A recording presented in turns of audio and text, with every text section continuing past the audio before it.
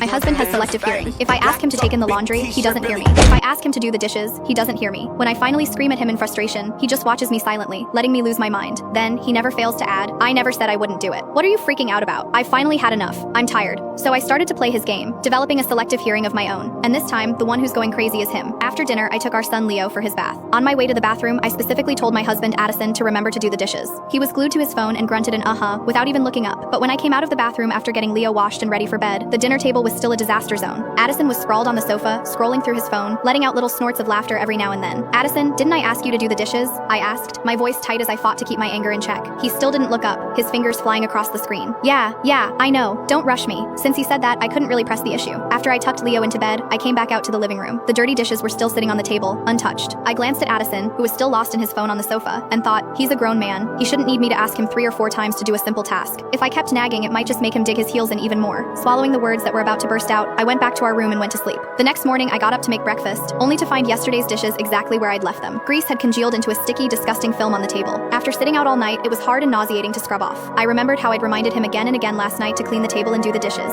And what did he do? He played on his phone from 6 o'clock until God knows when, before finally stumbling into bed. Time for his phone, but no time for the dishes. A hot fury surged through me. I cleaned the table, washed the dishes, and then made breakfast. By the time Addison got up, I was already eating. "Oh," he said, feigning surprise. "There's breakfast?" He sat down across from me without another word and started digging in. "Addison." I took a deep breath, trying to force down the inferno in my chest. "Didn't I remind you twice yesterday to do the dishes?" But when I got up this morning, they hadn't moved an inch. Addison didn't say anything, just kept eating. I slammed my fork down on the table and glared at him. Sensing my anger, he finally looked up with a sheepish grin. "Oh wow, I just forgot. Look at you getting all worked up. Don't worry," he added, his tone far too cheerful. "I'll get them next time, I promise." Looking at his smug, carefree face, a profound sense of helplessness washed over me. After breakfast, I got up to wake Leo. As I left the table, I told Addison to take the clothes out of the washing machine and hang them up to dry. This time, he nodded enthusiastically. Mission accepted. I figured that after what happened yesterday, and with me having just lost my temper, he'd actually do it. It wasn't even a big deal, just a few items of clothing. It would take him 5 minutes, tops. I got Leo dressed and ready, and without even checking the laundry, I took him out the door. I dropped Leo off at daycare, then headed to work. When I got home that evening, I glanced instinctively toward the balcony. Seeing no clothes hanging there, my stomach dropped. I rushed over and threw open the lid of the washing machine. Just as I'd feared, this morning's load of laundry was still sitting there in a damp, crumpled heap. After being sealed in the machine all day, a sour, mildewy smell hit me. There was nothing for it. I had to wash them all over again. The moment Addison got home, he flopped onto the sofa and pulled out his phone. Our living room connects to the balcony, and the washing machine isn't exactly quiet, but he acted as if he couldn't hear a thing. When the machine beeped, signaling the end of the cycle, I shouted from the kitchen, "Addison, the laundry's done. Go hang it up." Silence.